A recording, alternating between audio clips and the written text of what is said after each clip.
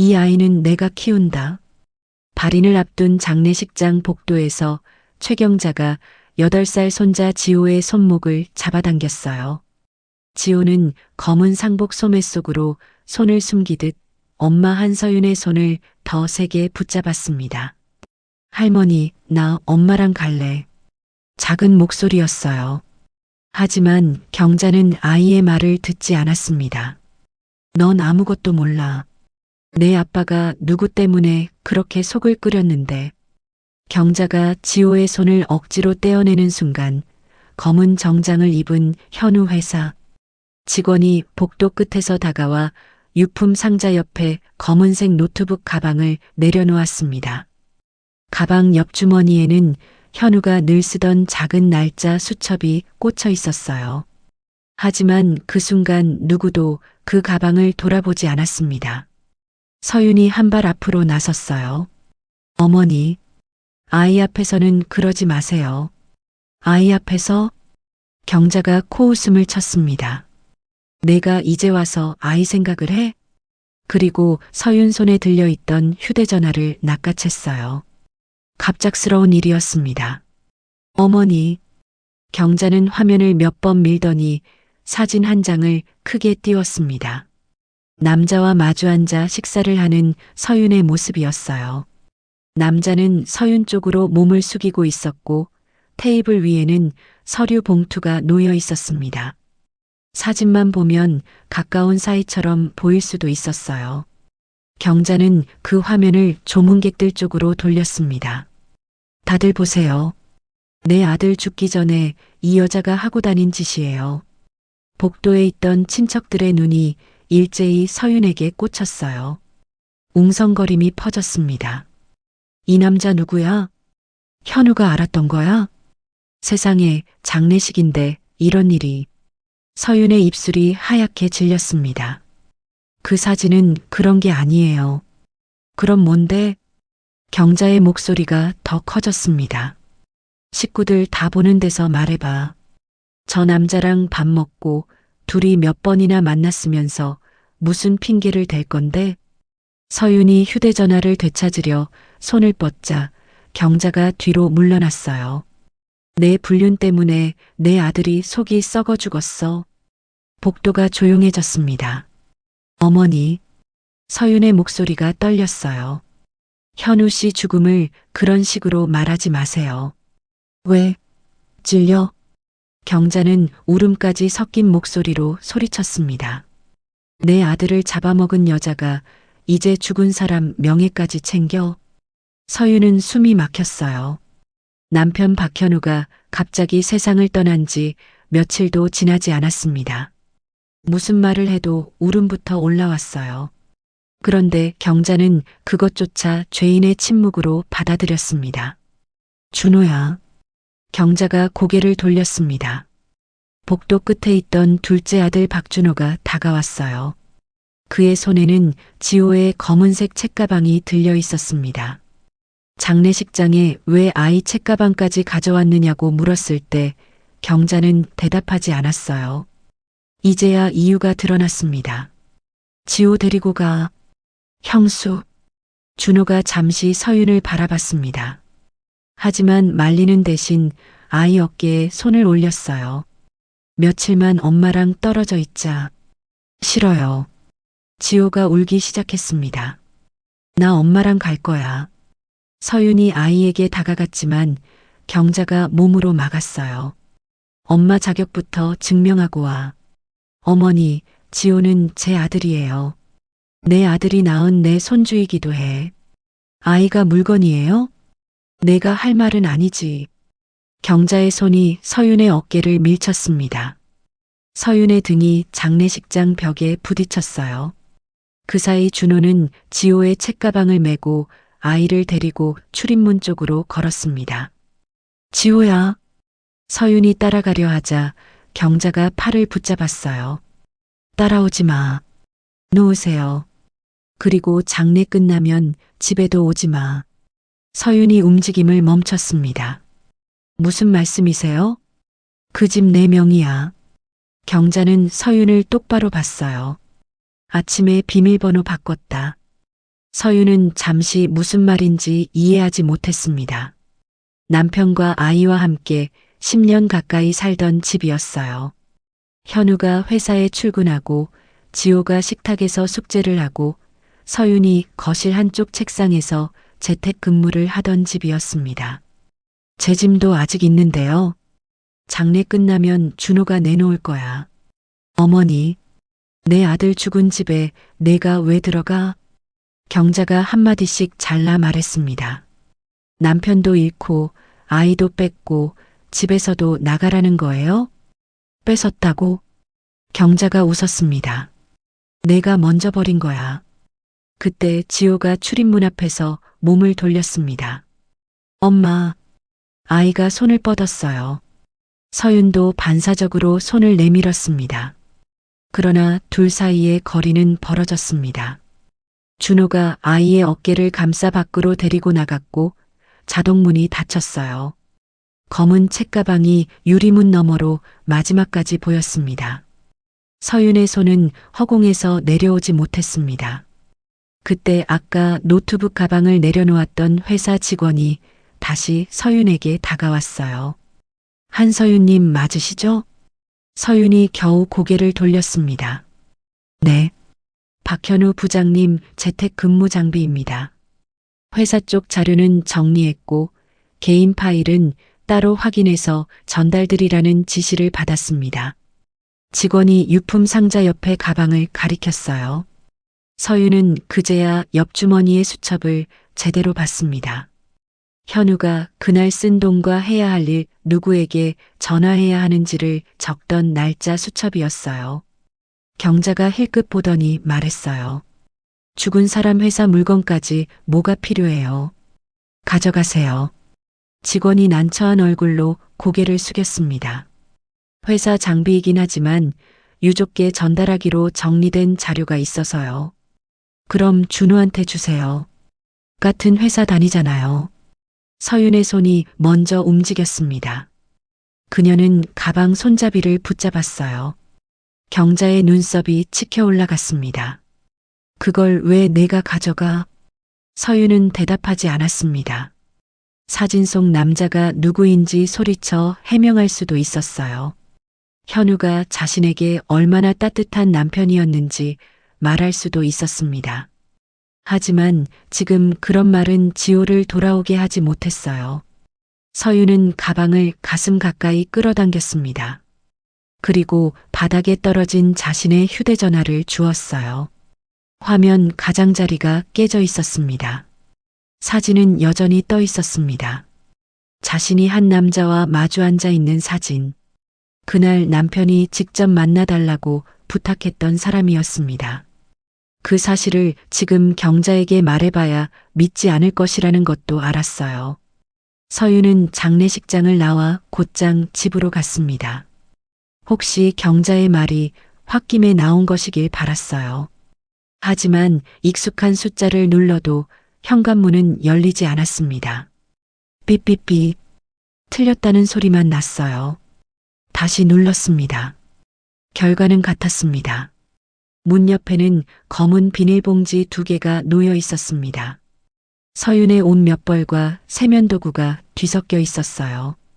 봉투 위에는 지호가 전날 학교에서 가져온 알림장이 끼어 있었습니다. 서윤은 알림장을 꺼냈어요. 내일 준비물, 물통, 색종이, 체육복. 서윤의 손이 떨렸습니다. 오늘 밤 지호가 저 준비물을 누가 챙겨줄까요? 약은 누가 알고 있을까요? 아침마다 물을 많이 마시면 배가 아프다고 밥만 담아달라는 아이의 습관을 경자는 알까요? 서윤은 현관문 앞에 한참 앉아 있었습니다. 그러다 고개를 들었어요. 남편을 잃은 슬픔보다 먼저 해야 할 일이 있었습니다. 내일 아이가 학교에 갈 수 있도록 준비해야 했어요. 서윤은 비닐봉지 2개와 검은 노트북 가방을 챙겨 들었습니다. 그날 밤 친한 후배가 구해준 작은 원룸에 들어갔어요. 짐을 내려놓자 노트북 가방 옆주머니에서 현우의 날짜 수첩이 바닥으로 떨어졌습니다. 펼쳐진 페이지 한쪽에 짧은 글씨가 보였어요. 제이, 성결제 안 됨. 그 아래에는 또 한 줄이 적혀 있었습니다. 엄마 또 전화. 서유는 한동안 그 글씨에서 눈을 떼지 못했습니다. 제이가 누군지는 어렵지 않게 짐작할 수 있었어요. 준호. 그런데 왜 돈 이야기 옆에 경자의 전화가 적혀 있는지는 알 수 없었습니다. 서유는 검은 노트북 가방의 지퍼를 열었습니다. 장례식장에서 모두가 버리려 했던 가방이었습니다. 노트북 전원을 누르자 익숙한 바탕화면이 나타났어요. 지호가 유치원 때 그린 가족 그림이었습니다. 가운데 현우가 있고 왼쪽에 서윤, 오른쪽에 지호가 서 있었습니다. 머리 위에는 크고 삐뚤빼뚤한 하트가 그려져 있었어요. 서윤은 화면을 보다가 급히 입을 틀어막았습니다. 남편이 없는 현실이 그제야 다시 밀려왔어요. 장례식장에서는 울 틈조차 없었습니다. 누명을 벗으라는 소리, 아이를 내놓으라는 소리, 집에서 나가라는 소리가 쉴 새 없이 쏟아졌으니까요. 서유는 노트북을 닫으려다 멈췄습니다. 현우의 수첩이 옆에 놓여 있었어요. 제이, 성결제 안 됨. 엄마 또 전화. 그 글씨가 자꾸 눈에 걸렸습니다. 서유는 다시 화면을 열었습니다. 회사에서 정리해준 폴더 안에는 개인 사진과 문서가 몇 개 남아 있었어요. 지호, 가족, 개인 메모. 그중 하나의 폴더 이름이 이상했습니다. 확인. 안에는 날짜가 붙은 짧은 음성 파일들이 있었습니다. 서유는 첫 번째 파일을 눌렀어요. 잡음이 들리더니 현우의 목소리가 나왔습니다. 응, 내일 다시 얘기하자. 지금은 집이야. 파일이 끝났어요. 다음 파일에서는 누군가와 전화하는 현우의 목소리가 들렸습니다. 그건 내가 승인할 일이 아니야. 절차대로 해. 서윤의 손이 멈췄습니다. 목소리가 평소와 달랐어요. 낮고 지쳐 있었습니다. 세 번째 파일을 재생했습니다. 몇 초 동안 아무 소리도 들리지 않았어요. 곧 현우가 누군가에게 말했습니다. 서윤이한테는 아직 말하지 마. 서윤의 심장이 쿵 내려앉았습니다. 이어지는 말은 더 선명했습니다. 준호가 이번에도 엄마 앞세우면. 거기서 녹음이 끊겼습니다. 서윤은 화면을 바라봤어요. 다시 재생했습니다. 서윤이한테는 아직 말하지 마. 준호가 이번에도 엄마 앞세우면. 끝. 서윤은 노트북을 닫았습니다. 가슴 안쪽이 서늘했어요. 서윤이한테는 아직 말하지 마. 그 말만 계속 귀에 남았습니다. 장례식장에서 경자가 했던 말이 떠올랐어요. 현우가 자신 때문에 속을 끓였다고 했습니다. 최근 몇 달 동안 실제로 현우의 말수가 줄어든 것도 사실이었어요. 밤늦게 베란다에서 전화를 받기도 했고 식탁에 앉아서도 한참 수첩만 들여다보곤 했습니다. 서윤이 물으면 늘 비슷한 답을 했어요. 회사 일이 좀 복잡해. 한 번은 서윤이 서운해서 물었습니다. 나한테 말 못할 일이야? 현우는 잠시 침묵하다가 웃었어요. 당신까지 신경 쓸 일은 아니야. 그때는 그 말을 무심함으로 받아들였습니다. 이제와 생각하니 다른 뜻이 있었을지도 몰랐어요. 하지만 무엇을 숨긴 건지는 알 수 없었습니다. 서유는 수첩을 처음부터 넘겼습니다. 현우의 글씨는 빼곡했어요. 지호 치과, 엄마 용돈, 서윤 마감, 자동차 보험. 그 사이사이에 같은 글자가 반복됐습니다. 제200, 제이 또, 준호 선처 부탁, 엄마 전화, 안 됨. 어떤 날에는 세 글자만 적혀 있었어요. 더 이상 X. 서유는 날짜를 휴대전화 달력과 맞춰봤습니다. 이상한 점이 있었습니다.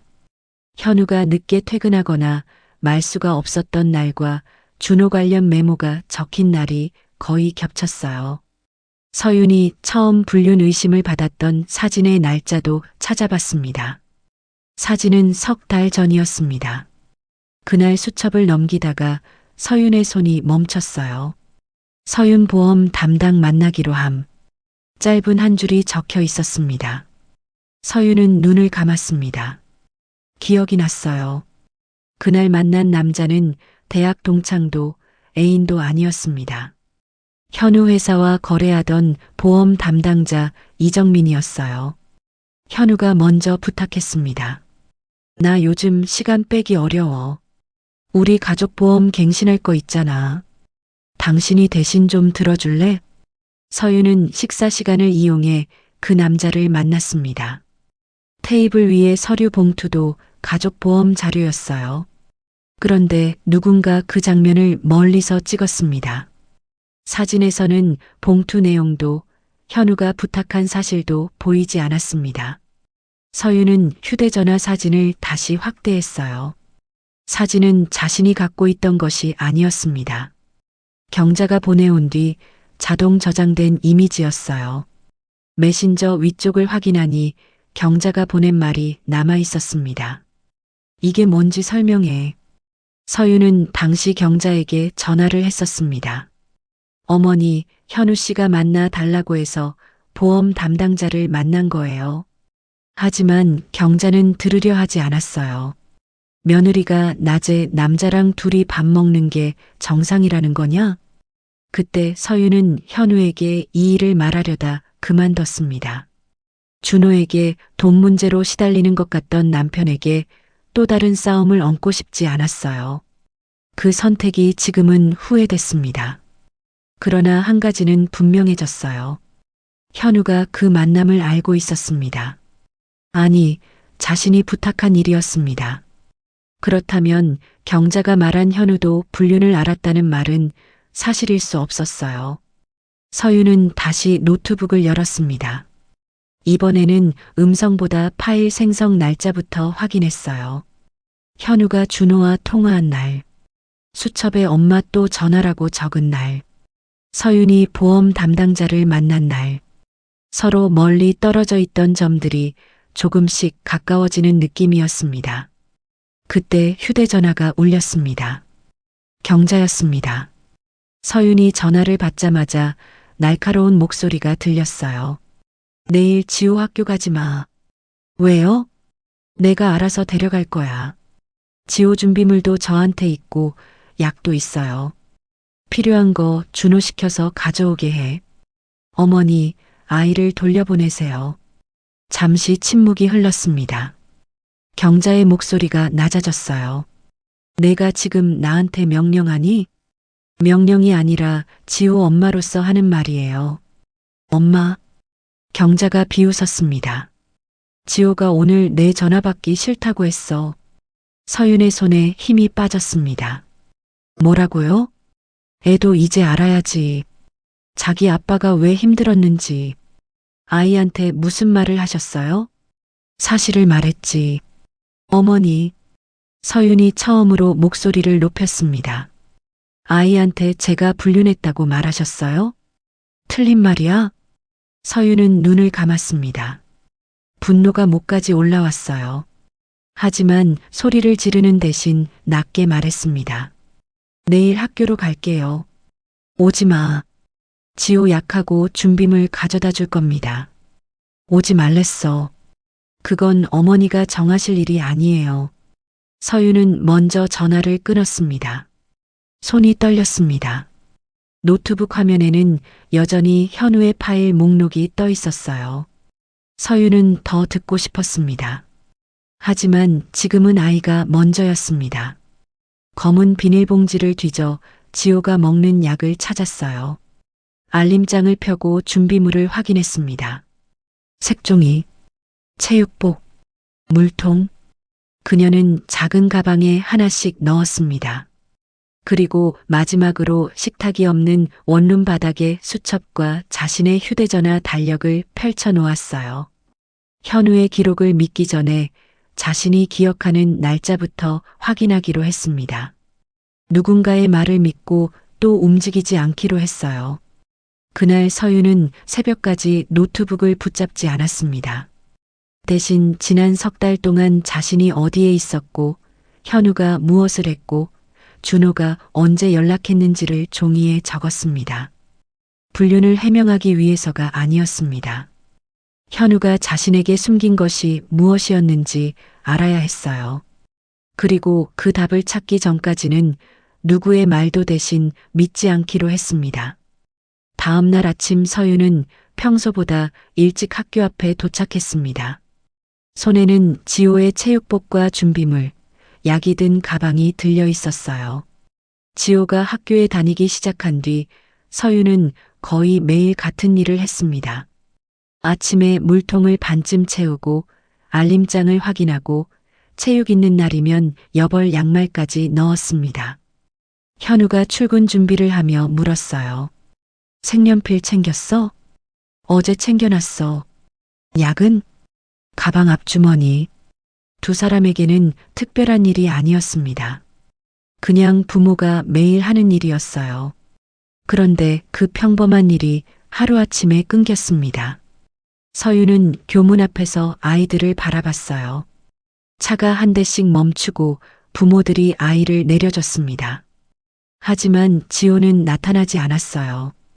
등교 시간이 거의 끝나갈 때까지 기다렸습니다. 결국 서윤은 교무실로 들어갔습니다. 담임 교사는 서윤을 보고 놀랐어요. 지호 어머님, 선생님, 지호 아직 안 왔죠? 네. 할머니께서 오늘 하루 쉬겠다고 연락하셨어요. 이유는요? 가족 일이 있다고만 하셨어요. 서윤은 잠시 말을 잃었습니다. 경자는 자신에게 오지 말라고 한 것이 아니라 아예 지호를 학교에 보내지 않았어요. 선생님, 서윤은 숨을 고르고 말했습니다. 앞으로 지호 등하교나 결석 관련 연락은 저한테 먼저 해주세요. 교사는 서윤의 얼굴을 살폈습니다. 장례식 소문이 어디까지 퍼졌는지는 알 수 없었어요. 서윤은 길게 설명하지 않았습니다. 지호 아빠가 세상을 떠나서 아이가 많이 불안합니다. 지금 할머니 댁에 있는데 생활은 제가 다시 맡을 겁니다. 무슨 문제가 있는 건 아니죠?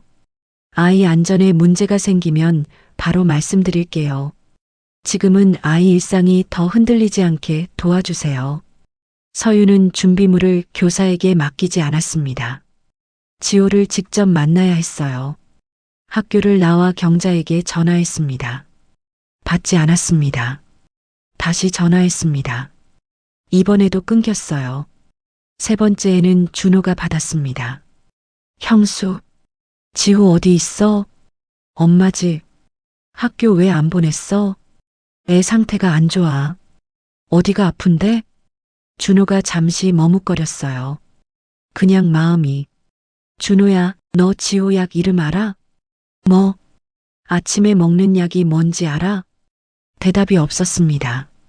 지호가 빈속에 먹으면 속 아픈 것도 알아? 그걸 왜 나한테 해? 지호를 돌본다는 건 장례식장에서 가방 하나 들고 데려가는 게 아니야. 서윤의 목소리는 낮았지만 단단했습니다. 지금 데리러 갈게. 형수, 괜히 일 크게 만들지 마.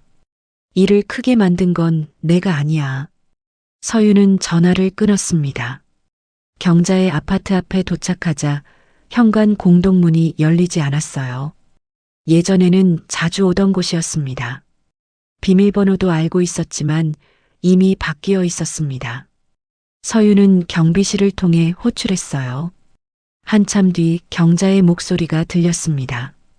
왜 왔어? 지호 만나러 왔어요. 안 돼. 그럼 아이 내려보내주세요. 안 된다니까. 어머니, 지호 학교도 안 보냈잖아요. 아빠 장례 치른 애를 학교 보내는 게 그렇게 중요해?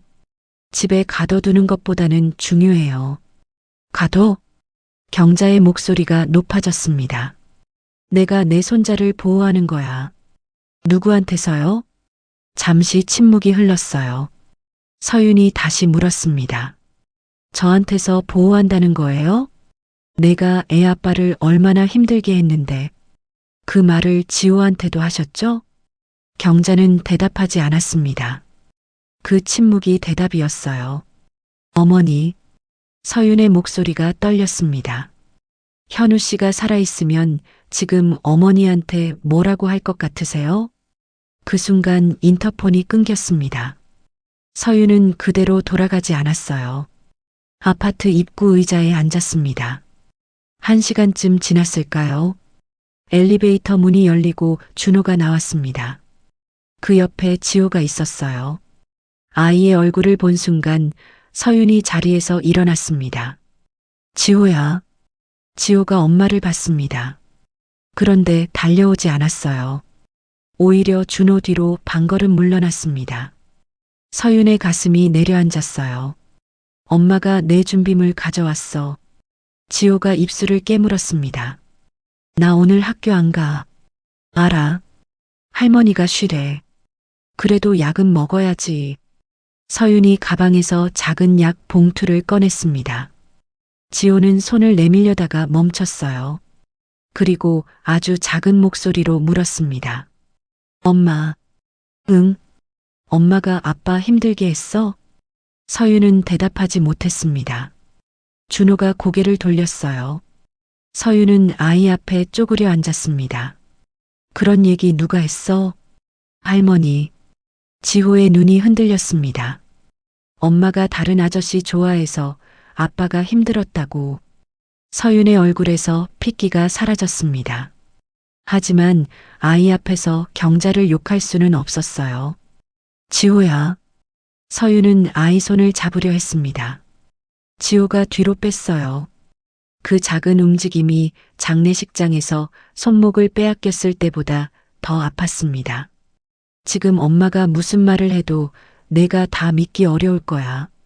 서윤이 천천히 말했습니다. 그래도 하나만 기억해. 엄마는 아빠를 배신한 적 없어. 지호는 아무 말도 하지 않았습니다. 그리고 아빠가 엄마를 미워했다는 말도 사실 아니야. 준호가 끼어들었어요. 형수, 애한테 그런 얘기까지 해야겠어? 서윤이 일어섰습니다. 먼저 시작한 사람한테 가서 말해. 엄마도 충격받아서 그래. 그래서 8살짜리한테 엄마가 아빠를 죽였다고 가르쳐? 준호의 표정이 굳었습니다. 누가 죽였다고까지 했어? 지호가 방금 말했잖아. 준호는 아이를 바라보다가 시선을 피했습니다. 서윤은 가방을 지호에게 건넸어요. 약은 밥 먹고 먹어. 물통은 새로 넣었어. 지호가 가방을 받아들었습니다. 엄마. 응? 내 책가방은? 서윤의 눈이 흔들렸어요. 삼촌이 가지고 있지? 준호가 당황해 말했습니다. 집에 있어. 나 그거 써야 되는데. 아이에게는 어른들의 싸움보다 자신의 책가방이 더 현실이었습니다. 서윤은 그 말을 마음에 새겼어요. 아이의 물건을 가져가고 학교를 빠지게 하고 엄마 전화를 막는 것. 그게 지금 벌어지고 있는 일이었습니다. 서윤은 준호를 바라봤습니다. 오늘 저녁까지 지호 책가방하고 옷 보내. 형수. 그리고 내 물건도 함부로 버리지 마. 엄마 집인데 엄마가 정하는 거야. 내 물건과 내 아이 물건까지 어머니 것이 되는 건 아니야. 준호가 입을 다물었습니다. 서윤은 더 싸우지 않고 돌아섰어요. 지호를 억지로 끌고 나오지 않았습니다. 아이가 보는 앞에서 또 누군가 손목을 잡아당기는 장면을 만들고 싶지 않았어요. 대신 학교에 다시 들러 담임에게 자신의 연락처를 확인시켰고 지호의 다음 주 일정표를 받아왔습니다. 원룸으로 돌아온 뒤 서윤은 식탁 대신 작은 접이식 책상 위에 그 일정표를 펼쳤어요. 그 옆에는 현우의 날짜 수첩이 놓여 있었습니다.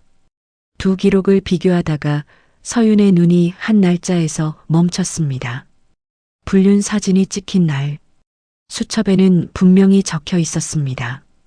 서윤 보험 담당 만나기로 함. 그리고 그 아래 작은 글씨가 하나 더 있었어요. 준호가 또 봤다고 난리. 사진? 서윤은 숨을 멈췄습니다. 사진. 현우가 사진의 존재까지 알고 있었다는 뜻이었어요. 그렇다면 누가 찍었거나 적어도 누가 퍼뜨렸는지 현우도 알고 있었을 가능성이 컸습니다. 서윤은 오래된 메신저 기록을 뒤졌습니다. 경자가 사진을 처음 보낸 날짜, 그날 밤 현우가 준호와 통화했던 시간, 수첩의 메모, 세 개가 같은 날에 겹쳤어요. 서윤은 준호와 주고받은 메시지를 다시 열었습니다. 몇 달 전 준호가 보낸 짧은 메시지가 눈에 들어왔습니다. 형수, 형한테 괜한 말 좀 하지 마세요. 형제 일은 형제끼리 해결합니다.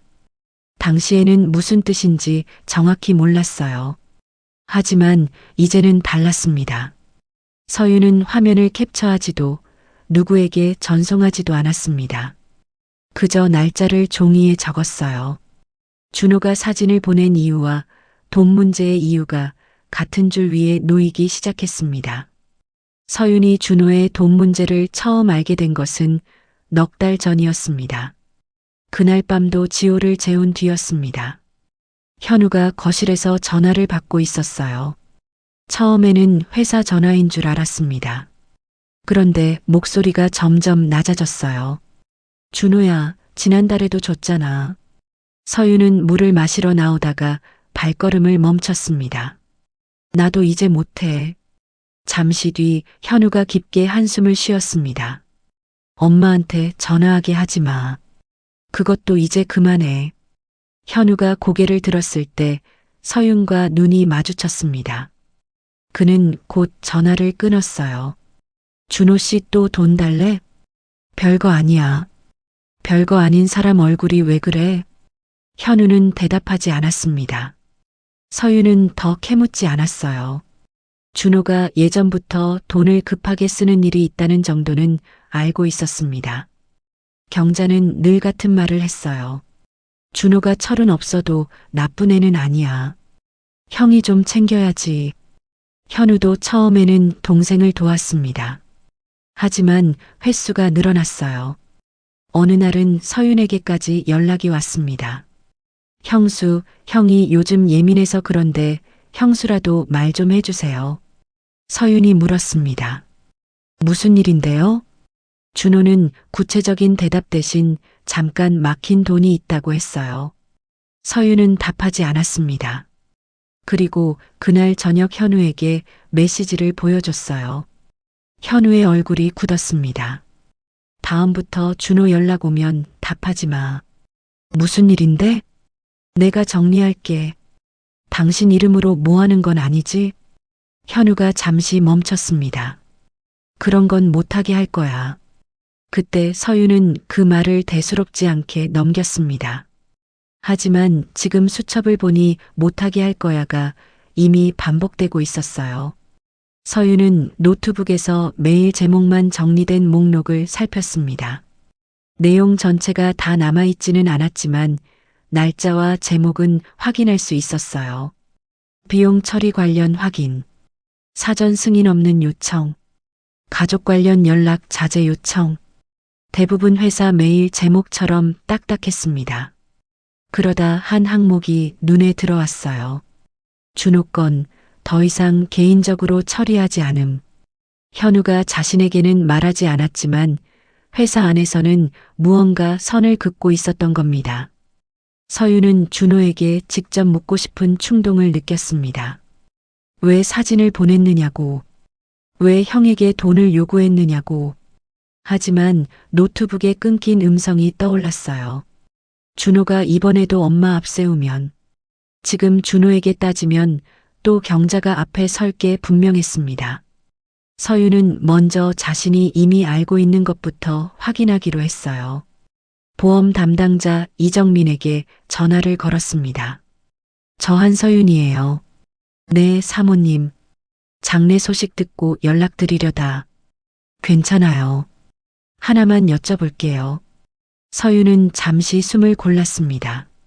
석 달 전 저랑 식사했던 날 기억하세요? 보험 갱신 자료 드린 날이요? 네, 기억하죠. 박 부장님이 직접 부탁하셨잖아요. 서윤은 눈을 감았습니다. 확인하고 싶었던 한 문장이었습니다. 혹시 그날 근처에서 아는 사람 본 적 있으세요? 이정민이 잠시 생각했습니다. 글쎄요. 저는 못 봤는데요. 사진이 찍혔거든요. 사진이요? 네.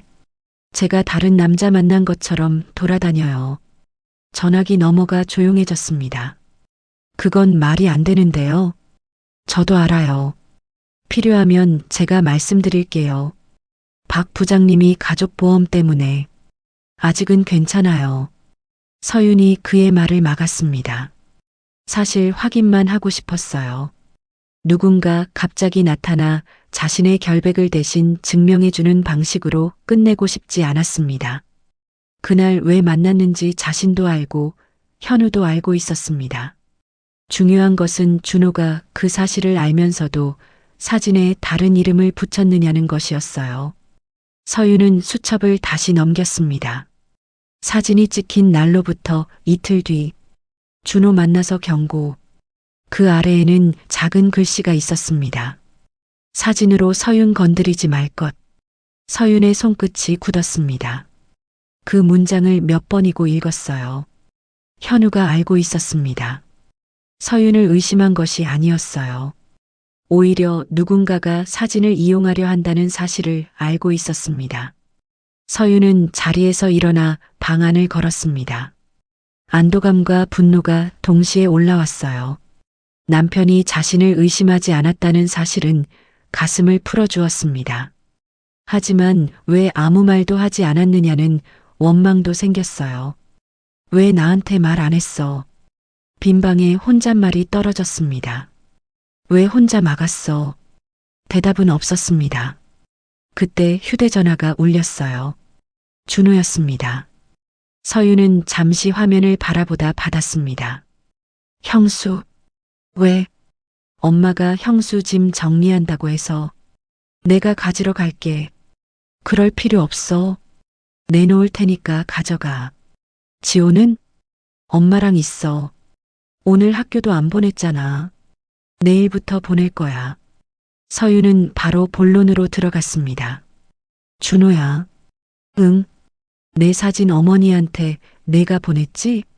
전화기 너머에서 아무 소리도 들리지 않았습니다. 서윤이 다시 물었어요. 보험 담당자랑 밥 먹던 사진. 누가 그래?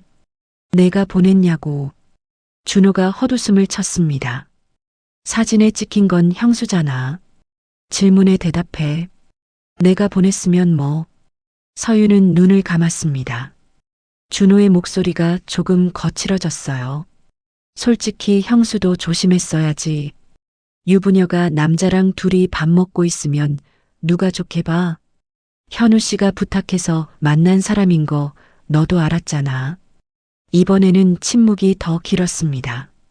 준호야, 형이 그렇게 말했어? 내가 알고 있었는지만 대답해. 준호가 말을 돌렸습니다. 형수는 왜 자꾸 형 죽고 나서 이런 걸 들춰? 내가 먼저 장례식장에서 들쳤으니까. 난 형수 사진 들고 사람들한테 보여준 적 없어. 어머니한테 보냈지. 엄마가 어떻게 쓸지는 내가 어떻게 알아? 서윤은 웃음도 나오지 않았습니다. 그래. 뭐가 그래? 내가 보낸 건 맞네. 준호는 욕설 비슷한 숨을 내뱉었습니다. 형수, 괜히 싸움 키우지 마. 엄마 지금 제정신 아니야. 그래서 내가 해야 할 일이 있어. 뭔데? 지호한테 거짓말 그만해. 내가 애한테 뭘 했다고. 그리고 내 사진이 불륜 사진이 아니었다는 걸 어머니한테 내 입으로 말해. 준호가 코웃음을 쳤습니다. 싫다면? 서윤의 목소리가 차갑게 가라앉았어요. 그러면 내가 왜 형한테 그 사진을 가지고 갔는지도 내가 직접 확인할 거야. 전화가 끊겼습니다. 서윤은 휴대전화를 내려놓았습니다. 준호는 끝까지 불륜 사진이라는 말을 정정하지 않았어요.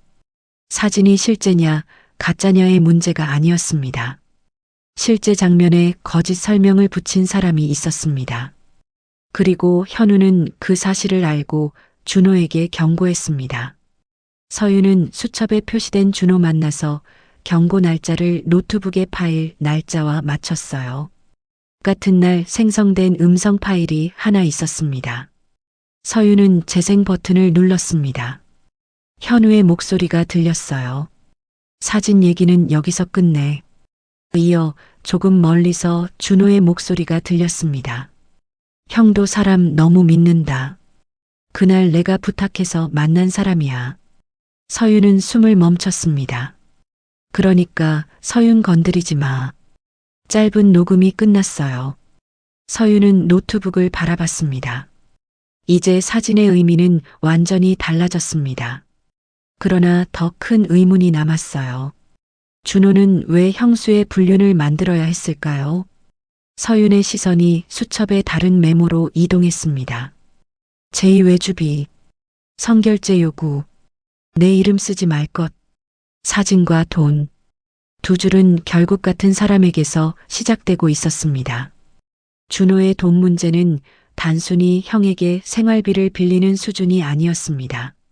서윤이 처음 그 사실을 분명히 알아챈 것은 현우의 노트북에서 메일 제목과 날짜를 맞추기 시작한 뒤였어요. 준호는 현우와 같은 회사 영업팀 과장이었습니다. 형은 다른 부서의 부장이었지만 여러 비용이 연결되는 업무를 맡고 있었어요. 그래서 준호는 형에게 사적인 부탁과 회사 일을 섞어 가져왔습니다. 이번 한 번만 먼저 처리해줘. 업체에서 급하다고 한다. 나중에 서류 맞출게. 현우 수첩에는 그때마다 짧은 말이 남아 있었어요. 안 됨. 사전 승인 없음. 준호 개인 사정. 내 이름 쓰지 말 것.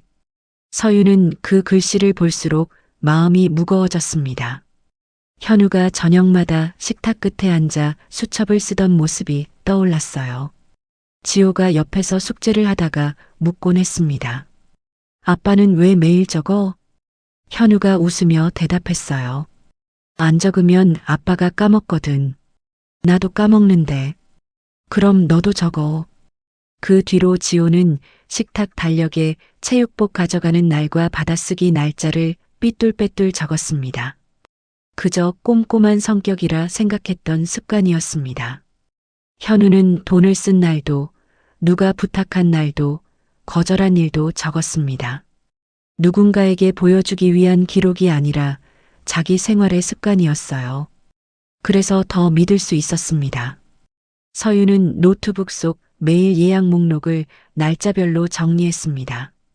현우가 죽기 한 달 전부터 같은 제목이 반복됐어요. 비용 선처 요청 관련, 승인 전 집행 불가, 재요청 건. 그 사이에는 준호에게서 온 메시지가 있었습니다.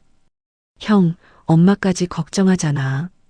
또 다른 날에는 경자가 현우에게 여러 번 전화한 기록이 있었어요. 서윤은 자신의 휴대전화에도 남아있던 그날을 기억했습니다. 저녁 식사 도중 현우가 전화를 받고 방으로 들어갔어요. 잠시 뒤 목소리가 들렸습니다. 엄마, 준호 돈 문제에 내 이름 쓰지 마. 서윤은 그때도 정확한 내용을 묻지 않았습니다. 현우가 전화를 끊고 나오자 얼굴이 지쳐 있었거든요. 괜찮아? 응. 준호 씨 때문이지? 엄마까지 저러니까 피곤하네. 내가 어머니한테 말해? 현우는 고개를 저었습니다. 하지 마. 당신까지 엮여. 그 말이 이제와 다르게 들렸습니다. 당신까지 엮여. 현우는 서윤을 의심해 거리를 둔 것이 아니었어요. 서윤을 그 문제에서 떼어놓으려고 했습니다. 그런데 준호는 오히려 서윤을 끌어들였습니다. 사진을 찍어 경자에게 보내고 형수가 다른 남자를 만난다는 말을 붙였습니다. 서윤은 그 이유를 조금씩 이해하기 시작했어요. 현우가 동생의 부탁을 거절한 시기와 불륜 사진이 퍼진 시기가 거의 같았습니다. 준호에게는 형의 시선을 다른 곳으로 돌릴 이유가 있었습니다. 그리고 경자에게 큰아들이 힘든 이유를 다른 사람으로 믿게 할 이유도 있었어요. 서유는 현우가 남긴 음성 파일을 더 확인했습니다.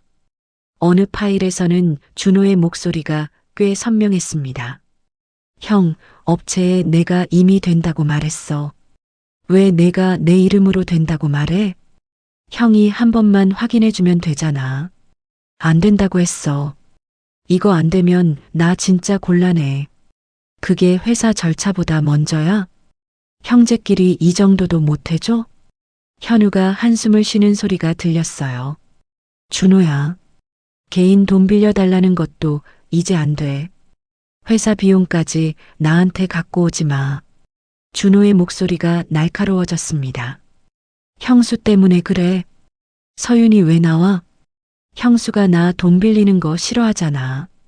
서윤은 내가 얼마 빌렸는지도 몰라. 서윤의 눈가가 뜨거워졌습니다. 자신은 정말 몰랐습니다. 몇 번 도와준 정도로만 알고 있었어요. 현우가 혼자 맡고 있었습니다. 그럼 왜 갑자기 이래? 갑자기가 아니야. 현우가 말했습니다. 내가 몇 번을 말했어. 내 이름 쓰지 말라고. 녹음은 거기서 끝났습니다. 서유는 한동안 움직이지 못했습니다. 남편의 마지막 몇 달이 전혀 다른 모습으로 보였어요. 말수가 줄고 베란다에서 전화를 받고 밤늦게 수첩을 들여다보던 사람이었습니다. 서유는 그 침묵을 자신에 대한 거리라고 오해했습니다. 혹시 나한테 마음이 식은 걸까? 그런 생각까지 한 적이 있었어요. 그런데 현우는 자신의 가정을 지키려고 가족과 싸우고 있었습니다. 서유는 눈물을 닦았습니다. 왜 말을 안 했어? 이번에는 원망보다 슬픔이 컸습니다. 같이 싸우면 됐잖아. 그때 노트북 화면 오른쪽 아래 알림 하나가 떴습니다. 회사 계정은 대부분 정리됐지만 전달용 폴더에 인사팀 연락 메모가 남아 있었어요. 유족 확인 필요. 서유는 메모를 열었습니다. 현우가 사망 전 특정 비용 승인 문제와 가족관계에서 오는 압박에 대해 내부 상담을 한 기록이 있어 회사가 유족에게 사실관계를 확인하고 싶다는 내용이었습니다. 서유는 화면을 한참 바라봤습니다. 현우는 혼자 버틴 것만은 아니었어요. 마지막에는 회사 안에도 알리기 시작했습니다. 그리고 회사는 이미 무언가를 확인하고 있었습니다. 서유는 적혀있는 번호로 전화했습니다. 박현우 부장 유족 한서윤입니다. 상대는 인사팀 직원이었습니다. 연락드리려고 했습니다. 남편이 상담을 했다고요? 자세한 내용은 절차상 직접 확인이 필요합니다. 다만 고인께서 같은 회사에 근무하는 가족과 관련된 비용 요청 때문에 부담을 느꼈다는 기록이 있습니다. 서유는 입술을 깨물었습니다. 박준호 씨 말씀이죠? 상대가 잠시 조심스러워졌어요. 이름을 전화로 말씀드리기는 어렵습니다. 회사에서 확인이 필요한 부분이 있어 유족 의견을 듣고 싶습니다. 제가 가겠습니다. 혹시 다른 유족분도 함께 오실 수 있습니까?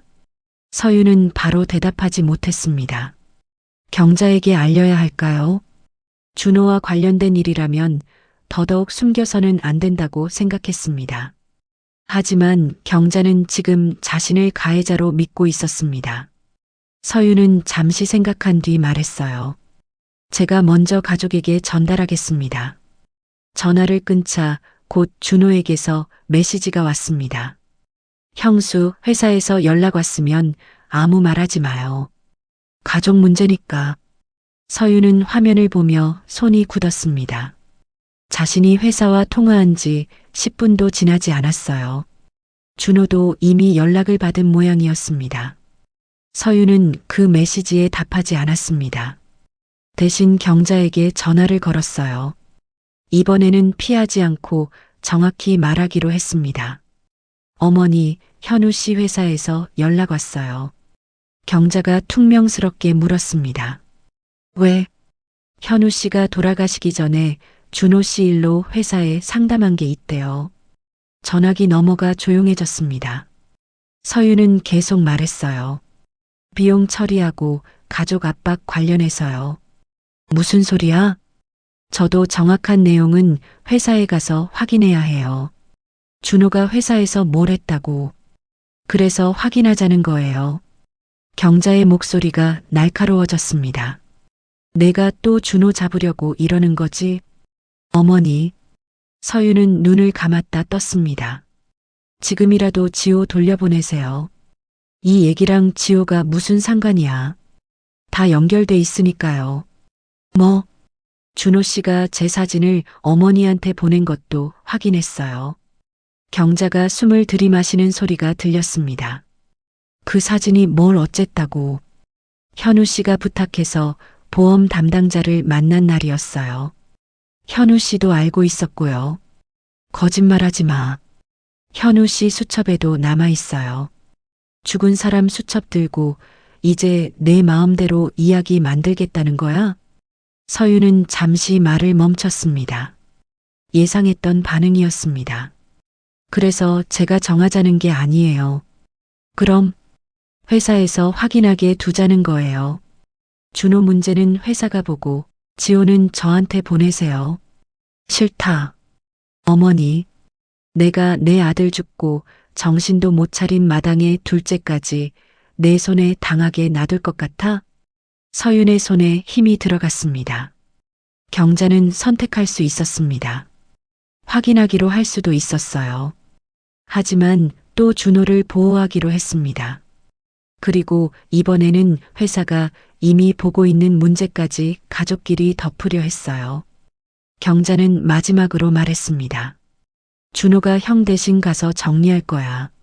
서윤은 순간 귀를 의심했습니다. 뭘 정리해요? 회사에 내가 어떤 여자인지도 말할 거다. 전화가 끊겼습니다. 서윤은 한동안 휴대전화를 내려놓지 못했습니다. 경자는 멈추지 않았습니다. 오히려 준호를 현우 대신 회사에 보내겠다고 했어요. 이제 장례식장에서 시작된 거짓말이 집안 울타리를 넘어가고 있었습니다. 경자에게 전화를 건 다음 날 서윤은 자신의 짐을 찾으러 예전 집으로 갔습니다. 문 앞에는 상자 3개가 놓여 있었어요.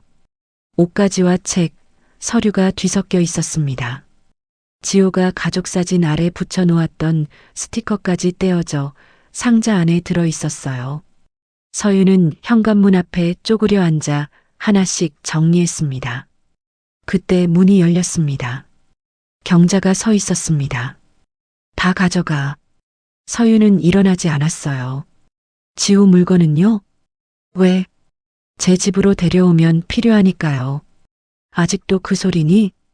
경자는 현관문을 반쯤 열어둔 채 서윤을 내려다봤습니다. 회사에서 연락 왔다고 나 겁주려고? 겁들이는 거 아니에요. 준호가 다 설명했어. 형제끼리 돈 좀 주고받은 거 가지고 회사 사람들이 괜히 일을 키우는 거라잖아. 회사 비용 얘기도 있대요. 준호가 그 회사에서 몇 년을 일했는데 그 정도 융통성도 없어? 서윤은 경자를 바라봤습니다. 그 말이 많은 것을 보여줬어요. 경자는 준호가 무슨 일을 했는지 정확히 모르면서도 이미 괜찮다고 결론을 내리고 있었습니다. 현우 씨가 왜 어머니 전화까지 수첩에 적어놨는지 아세요? 경자의 얼굴이 굳었습니다. 무슨 말이야? 준호 씨가 부탁할 때마다 어머니가 현우 씨한테 전화하셨죠. 동생 좀 도와주라고 한 게 죄야? 도와주는 선을 넘었다고 현우 씨가 몇 번이나 말했잖아요. 내가 뭘 알아? 저도 몰랐어요. 서윤은 솔직하게 말했습니다. 현우 씨가 저까지 엮이게 하기 싫어서 말을 안 했으니까. 경자가 코웃음을 쳤어요. 그래서 이제 죽은 사람 입 빌려서 내 말이 맞다고 하겠다는 거야? 아니요. 서윤이 고개를 저었습니다. 회사에 남은 걸 회사가 확인한다잖아요. 회사? 경자의 목소리가 올라갔습니다. 가족 일을 회사에 끌고 간 게 누군데? 현우 씨예요. 그 한마디에 경자가 입을 다물었습니다. 현우 씨가 살아있을 때 직접 상담했대요. 그럴 리 없어. 왜 그럴 리가 없어요? 현우는 동생 망하게 할 애가 아니야. 서유는 슬픈 얼굴로 경자를 봤습니다. 동생이 잘못된 걸 막는 게 동생을 망하게 하는 거예요? 경자의 턱이 떨렸습니다. 내가 가족을 몰라서 그래. 저도 10년 넘게 이 가족 안에서 살았어요. 넌 남이야. 짧은 말이었습니다. 서유는 아무 대답도 하지 않았어요.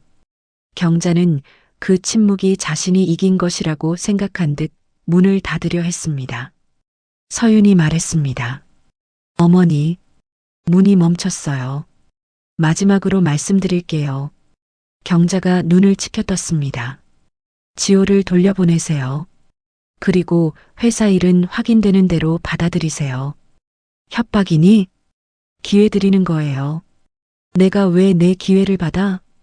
현우 씨가 죽고 나서도 준호 씨를 감싸느라 현우 씨가 겪은 일까지 없던 일로 만들지는 마세요. 경자의 얼굴이 벌겋게 달아올랐습니다. 내가 내 아들을 어떻게 키웠는데 내가 감히. 그래서 묻는 거예요. 서윤의 목소리가 처음으로 흔들리지 않았습니다. 큰아들도 어머니 아들이었잖아요. 경자의 손이 문손잡이에서 멈췄어요. 준호 씨 지켜주겠다고 현우 씨가 힘들었다는 사실까지 부정하면 현우 씨는 누구 아들이 되는 거예요? 경자는 아무 말도 하지 않았습니다. 서유는 잠시 기다렸어요. 경자가 문을 열고 지호를 부르기만 하면 됐습니다. 회사에서 확인해 보자고 한마디만 하면 됐어요. 그러나 경자는 문을 더 세게 잡았습니다. 준호가 회사에 갈 거야. 어머니, 내가 나서지 마. 저도 유족이에요. 넌 현우를 배신했어. 아직도 그 사진 믿으세요? 사진은 거짓말 안 해. 서윤의 눈빛이 달라졌습니다. 사람이 사진에 거짓말을 붙일 수는 있어요. 경자는 문을 닫았습니다. 철컥. 잠금 장치가 돌아가는 소리가 났습니다. 서윤은 문 앞에 잠시 서 있었습니다. 그날 장례식장에서 현관 비밀번호가 바뀌었다는 말을 들었을 때처럼 차가운 문이 앞을 막았어요. 하지만 이번에는 달랐습니다. 서윤은 들어가게 해달라고 두드리지 않았습니다. 상자를 들고 돌아섰어요. 그날 오후 회사에서 다시 전화가 왔습니다. 박현우 부장님 관련 사실 확인 자리를 준비하고 있습니다.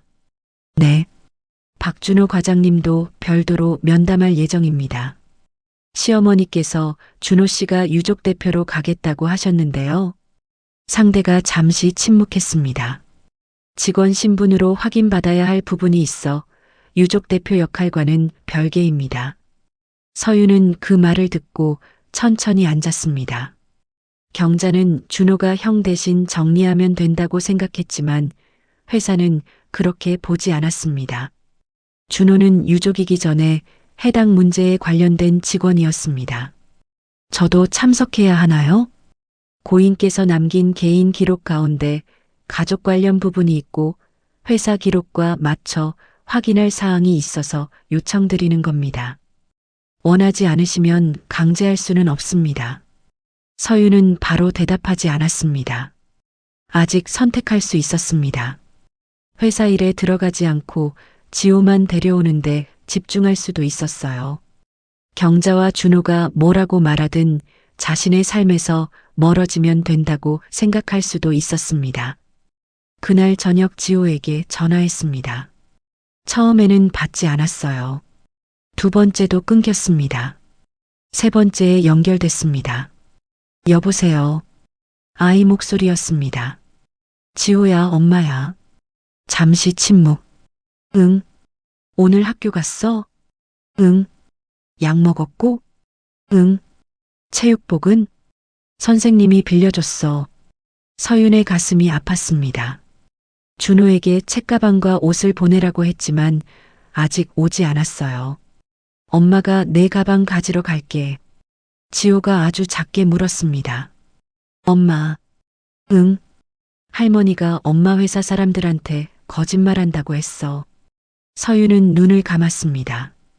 경자는 아이에게 이야기를 멈추지 않았어요. 지호야. 응. 엄마가 너한테 할머니 나쁜 사람이라고 말하면 내 마음 더 힘들겠지? 아이는 대답하지 않았습니다.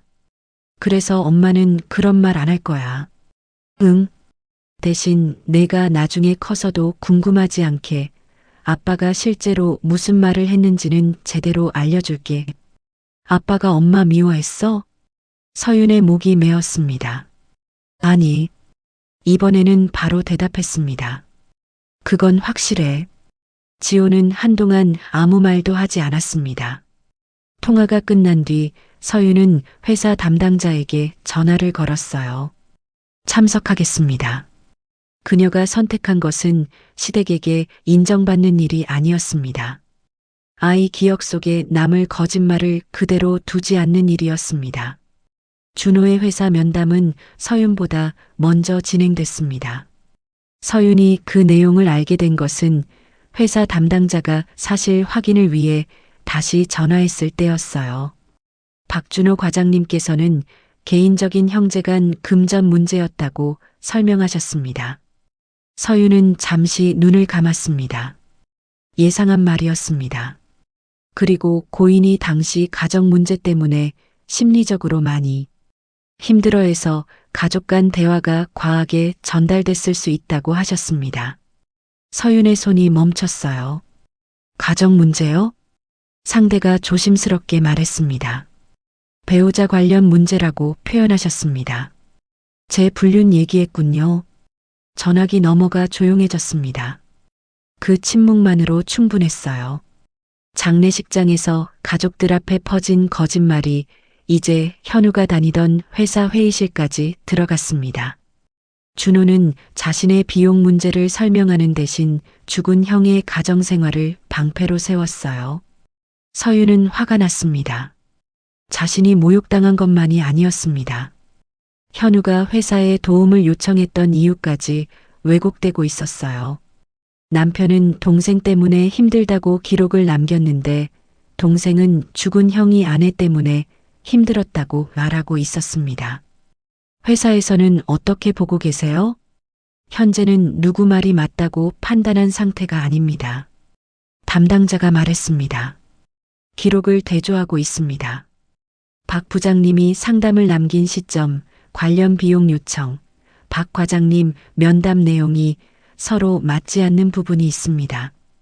제가 가져가야 할 게 있을까요? 고인께서 사용하던 날짜 수첩이 있다고 들었습니다.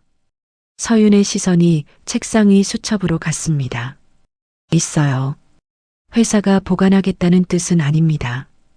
해당 날짜를 현장에서 같이 확인해 주시면 됩니다. 알겠습니다. 전화를 끊은 뒤 서윤은 한동안 가만히 앉아 있었습니다.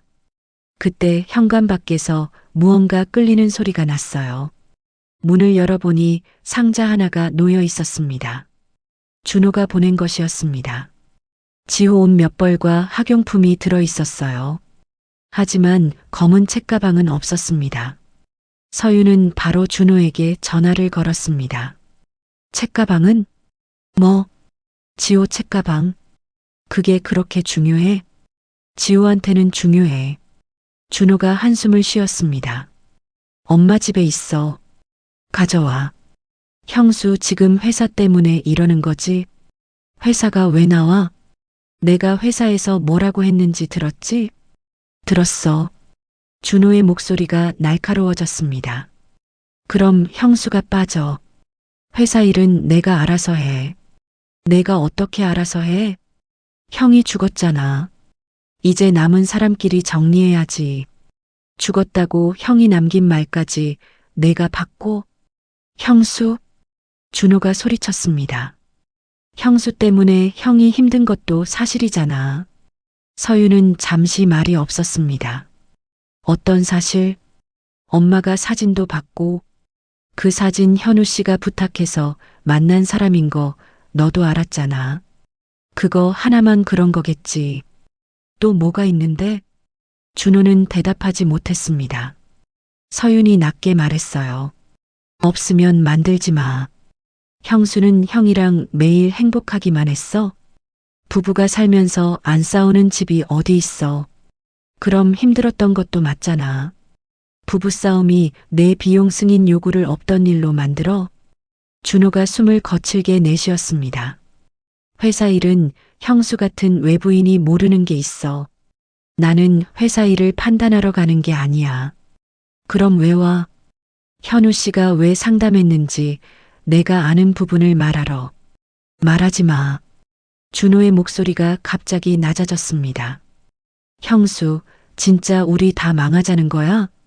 그 말에 서유는 눈을 가늘게 떴어요. 왜 망해? 그냥 회사에서 시키는 대로 하면 끝날 일을 왜 자꾸 키워? 시키는 대로 했다면 애초에 현우 씨가 막을 이유가 없었겠지. 형이 유난 떤 거야. 서윤의 얼굴이 굳었습니다. 죽은 형을 이제 유난스러운 사람으로 만들 거야?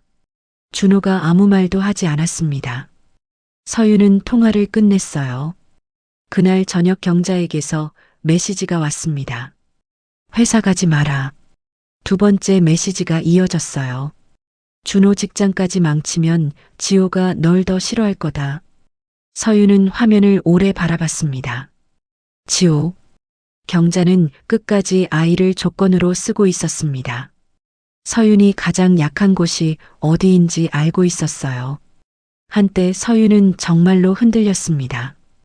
회사 자리에 가지 않으면 경자가 마음을 풀어 아이를 보내줄까요?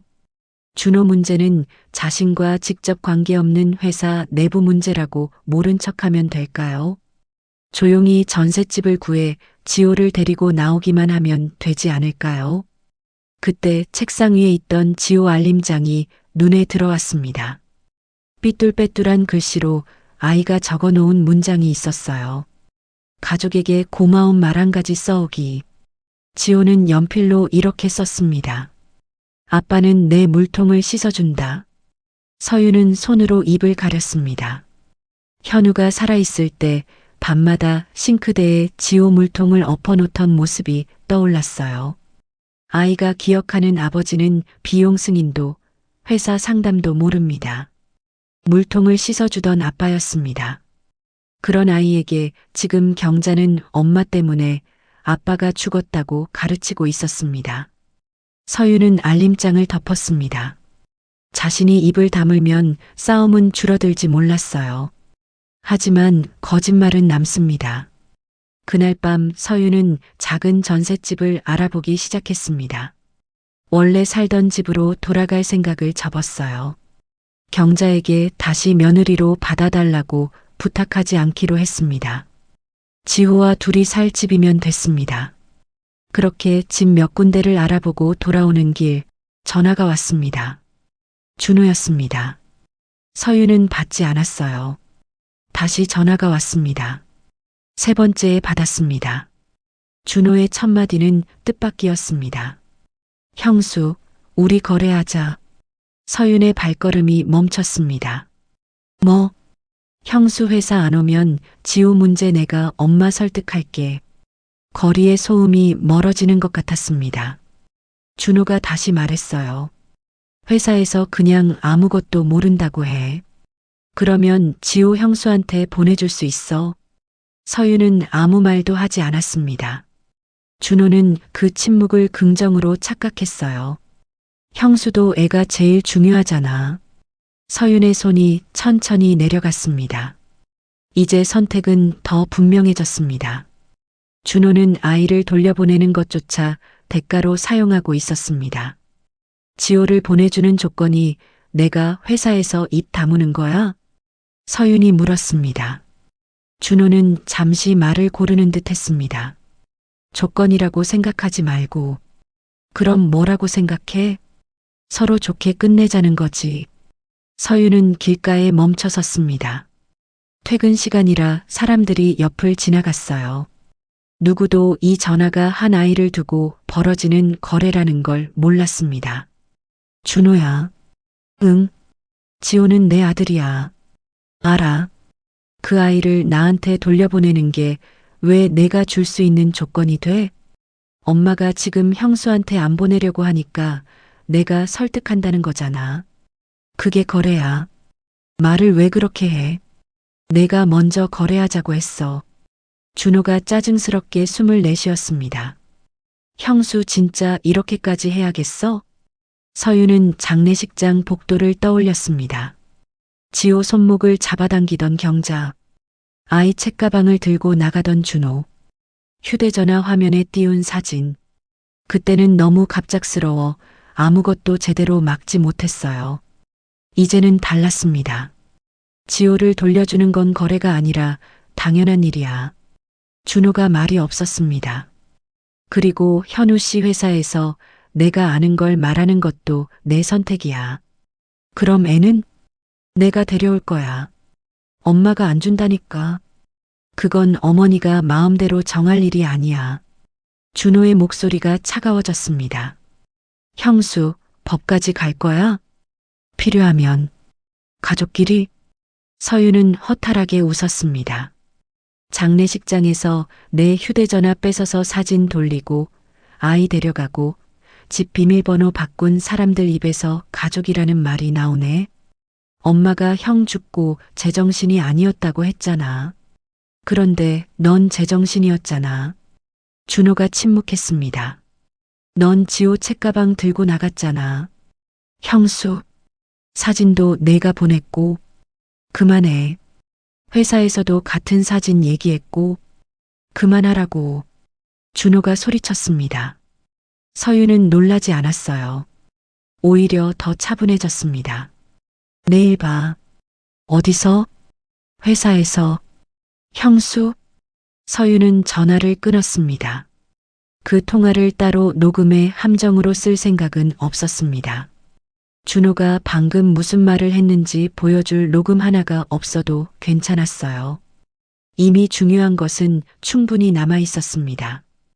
현우가 살아있을 때 남긴 기록, 회사에 이미 존재한 상담, 준호 자신이 회사에서 한 진술, 그리고 자신이 알고 있는 생활의 날짜들.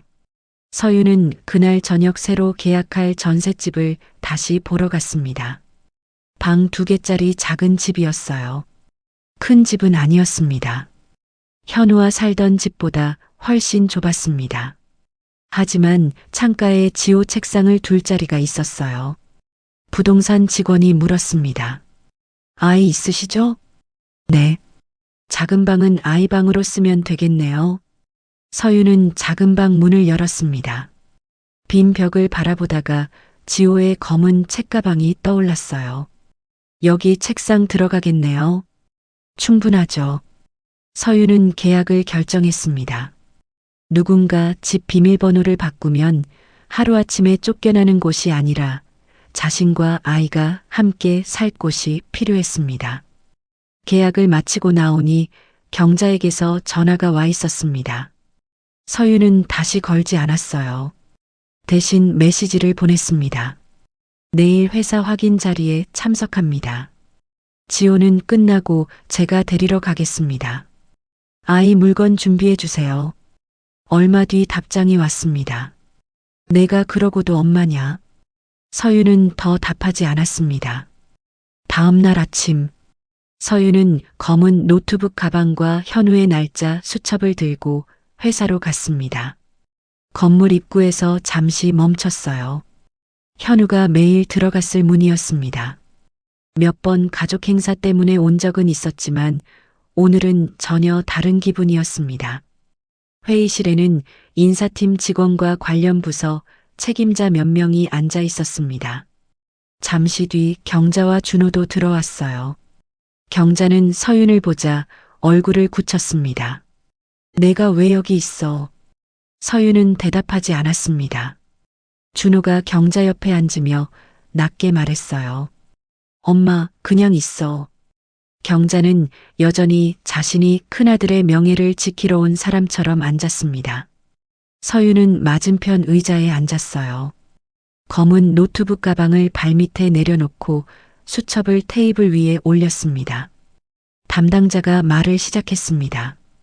오늘 자리는 고 박현우 부장님이 생전에 남긴 내부 상담 내용과 박준호 과장 관련 비용 처리 요청, 그리고 유족분들이 알고 계신 사실을 확인하기 위한 자리입니다. 준호가 바로 말했습니다.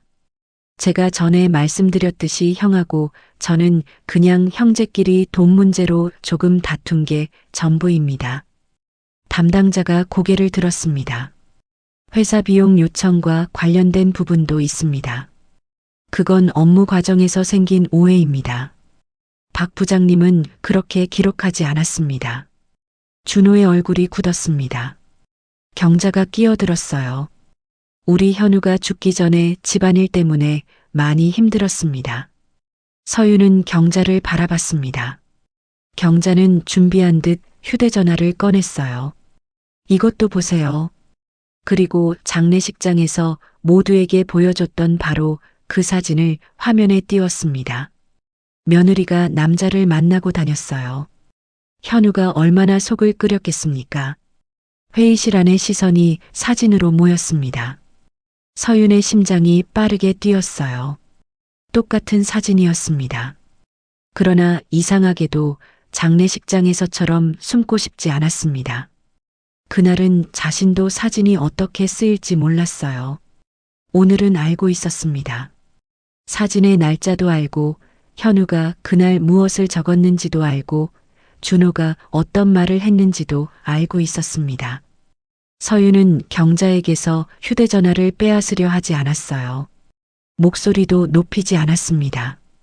그저 담당자를 향해 말했습니다. 사진 날짜부터 확인해 주세요.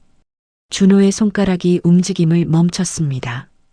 경자가 서윤을 노려봤어요. 또 무슨 거짓말 하려고. 서윤은 수첩을 펼쳤습니다. 거짓말인지 아닌지는 지금 같이 확인하면 됩니다. 회의실 안이 조용해졌습니다. 장례식장에서 자신을 무너뜨렸던 사진이 이번에는 같은 사람들의 말을 확인하는 출발점이 되고 있었습니다. 담당자가 경자의 휴대전화 화면을 확인했습니다. 사진이 촬영된 날짜가 표시됐어요. 서유는 현우의 수첩을 그 날짜에 펼쳤습니다. 여기 보시면 현우 씨 글씨로 적혀 있습니다. 담당자가 몸을 숙였어요. 서윤 보험 담당 만나기로 함. 경자가 바로 말했습니다. 수첩에 그렇게 적혀 있다고 둘이 무슨 사이인지 어떻게 알아요? 서윤은 경자를 보지 않았습니다. 맞습니다. 모두가 잠시 놀란 듯 서윤을 봤어요. 수첩 한 줄만으로는 모릅니다. 서윤이 말했습니다. 그래서 이것만 가지고 믿어달라는 게 아닙니다. 준호의 얼굴이 굳기 시작했습니다. 담당자가 물었어요. 다른 확인 내용이 있습니까? 서윤은 검은 노트북을 열었습니다. 현우 씨가 이 사진이 돌았다는 걸 알고 있었어요. 준호가 갑자기 끼어들었습니다. 개인 노트북 파일을 회사에서 증거처럼 쓰는 게 맞습니까? 담당자가 준호를 바라봤습니다.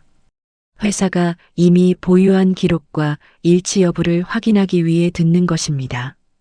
그리고 박 과장님 관련 내용은 별도로 회사 시스템 기록을 확인했습니다. 준호가 입을 다물었습니다. 서유는 음성 파일을 찾았습니다. 이건 현우 씨가 살아있을 때 저장한 파일입니다. 재생 버튼을 눌렀어요. 현우의 목소리가 회의실에 울렸습니다. 사진 얘기는 여기서 끝내. 곧 준호의 목소리가 나왔습니다. 형도 사람 너무 믿는다. 그날 내가 부탁해서 만난 사람이야. 경자의 눈이 크게 뜨였습니다. 그러니까 서윤 건드리지 마. 짧은 파일이 끝났습니다. 회의실 안이 조용했어요. 경자가 입을 벌렸다 닫았습니다. 서윤은 경자를 바라보지 않았습니다. 아직 끝난 게 아니었어요. 사진이 불륜 증거가 아니었다는 것만 확인됐을 뿐입니다. 담당자가 준호에게 물었습니다. 박 과장님, 이 음성 속 대화 기억하십니까? 준호가 목을 가다듬었습니다. 정확히는 사진의 만남이 박 부장님 부탁으로 이루어진 자리라는 사실은 알고 계셨습니까? 준호가 대답하지 않았습니다. 담당자가 다시 물었어요. 알고 계셨습니까? 준호가 마지못해 말했습니다. 형은 그렇게 말했습니다. 서윤이 준호를 똑바로 봤어요. 장례식장에서는 준호가 아무 말도 하지 않았습니다. 경자가 불륜이라고 소리칠 때도 아이를 데려갈 때도 침묵했어요. 그 침묵이 오늘은 더 이상 가능하지 않았습니다. 담당자가 경자에게 물었습니다. 어머님께 이 사진을 전달한 사람이 박준호 과장님입니까? 경자가 준호를 바라봤습니다. 처음으로 눈빛에 당황이 번졌어요. 준호가 보내긴 했어요. 어떤 설명과 함께 받으셨습니까? 경자는 대답하지 못했습니다. 준호가 끼어들었습니다. 그건 가족끼리 이야기입니다. 서윤이 조용히 말했어요. 장례식장에서 가족끼리만 보여주신 사진은 아니었어요. 준호가 서윤을 노려봤습니다. 조문객들 앞에서 저를 불륜녀라고 하셨고 회사에서도 제가 형을 힘들게 했다고 말했어요. 담당자는 메모를 한 뒤 다음 자료를 열었습니다. 그러면 비용 처리 관련 부분을 확인하겠습니다. 화면에 몇 개의 날짜가 나왔습니다. 박준호 과장님이 특정 외주 비용과 접대비 처리에 대해 사전 승인이 필요한 상황에서 반복적으로 박현우 부장님에게 확인 요청을 한 기록이 있습니다. 준호가 말했다. 업무상 필요한 요청이었습니다. 그런데 박 부장님은 3차례 거절했습니다. 화면에 메일 제목이 나타났어요. 사전 승인 없는 집행 불가. 개인 사정과 업무 비용 분리 요청. 추가 요청 중단. 서윤은 그 날짜를 수첩에서 찾았습니다. 첫 번째 날짜 옆에는 제2성결제 요구. 두 번째에는 엄마 전화. 세 번째에는 더 이상 X. 담당자가 물었습니다. 이 수첩 기록이 박 부장님 평소 작성 방식과 같은 겁니까? 서윤이 고개를 끄덕였습니다. 네. 생활비부터 지호 학교 일정까지 매일 적었습니다. 특정 사건 때문에 갑자기 만든 기록은 아니라는 말씀이군요. 네. 서윤은 수첩 앞쪽을 넘겨 보여줬습니다. 지호 치과, 서윤 마감, 엄마 병원, 전기요금, 아주 평범한 생활 기록이 빼곡했어요. 현우 씨는 원래 모든 날짜를 적는 사람이었습니다. 경자의 표정이 서서히 변했습니다. 그 습관을 경자도 알고 있었어요. 현우가 어릴 때부터 돈을 쓰면 작은 공책에 적던 아이였다고 자랑하곤 했습니다. 그런데 지금 그 습관이 둘째 아들을 감싸는 말을 막고 있었습니다. 담당자가 다른 자료를 띄웠어요. 박 부장님은 사망 전 내부 상담 창구에 2차례 문의했습니다. 준호가 의자에서 몸을 움직였습니다. 상담이라고 해도 그냥 스트레스 얘기했을 겁니다. 담당자의 얼굴이 굳었습니다. 박 과장님께서는 면담에서 형이 가정 문제 때문에 예민해져 자신의 업무 요청까지 과하게 받아들였다고 말씀하셨습니다. 맞습니다. 그런데 상담 기록의 핵심은 가정 문제가 아닙니다. 준호가 입을 다물었습니다. 담당자가 천천히 읽었습니다. 가족관계를 이용한 반복적인 비용 처리 부탁이 계속되고 있으며 거절할 경우 어머니를 통한 연락과 압박이 반복되어 업무와 사생활을 분리하기 어렵다는 내용입니다. 경자의 손이 떨렸습니다. 어머니를 통한 연락. 담당자가 경자를 봤습니다. 박 부장님이 그렇게 적었습니다. 경자의 얼굴이 하얗게 질렸어요. 나는 동생 좀 도와주라고 한 것뿐이에요. 서윤은 처음으로 경자 쪽을 바라봤습니다. 경자가 말을 이었습니다. 현우가 힘들다고는 한 적 없어요. 서윤이 낮게 말했어요. 했어요. 제 앞에서도 여러 번 했습니다. 경자는 고개를 저었습니다. 거짓말이야. 서윤은 수첩을 다시 펼쳤습니다. 저도 그때는 정확한 이유를 몰랐어요. 그녀의 목소리가 조금 떨렸습니다. 그래서 현우 씨가 저한테 말이 줄었을 때 저도 겁났어요. 혹시 저한테 마음이 멀어진 건가 생각했습니다. 서윤은 잠시 숨을 골랐습니다. 그런데 아니었어요. 노트북에서 다른 파일을 재생했습니다. 현우의 목소리가 들렸어요. 서윤 사진으로 협박하지 마. 준호의 숨소리가 들렸습니다. 현우가 이어 말했습니다. 그날 내가 부탁해서 만난 사람인 거 너도 알잖아. 경자가 준호를 바라봤습니다. 준호의 얼굴이 굳어 있었습니다.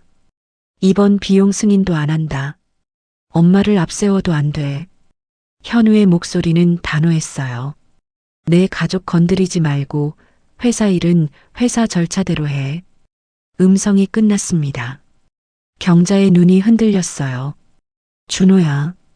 처음으로 아들을 부르는 목소리에 의심이 섞였습니다. 너 알고 있었어? 준호가 고개를 돌렸습니다. 엄마, 저건 형이 화나서. 알고 있었냐고. 준호가 대답하지 못했어요.